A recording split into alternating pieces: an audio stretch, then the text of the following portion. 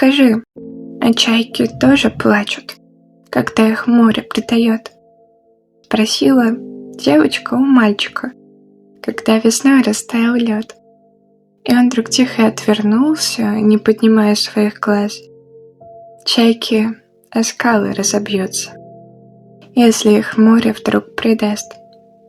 Летели годы, словно ветер, летели, оставляя след. И вот они уже не дети. И вот теперь им 20 лет. О, люди, как они любили! Такой любви никто не знал. Да вокруг их вьюги выли, огонь любви их согревал. И вот настал день белой свадьбы. Холодной, ранней весной невеста в белоснежном платье пришла к любимому домой. Лишь за порогом наступила, любимый у двери стоял. И никого не замечая, другую нежно целовал.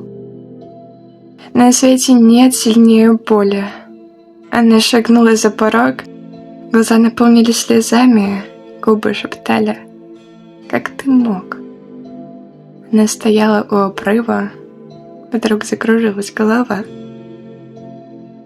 Она рукой глаза закрыла и с детства вспомнила слова. Раздался всплеск воды холодной над белоснежной фатой, и белым облаком промчалась морская чайка над фатой.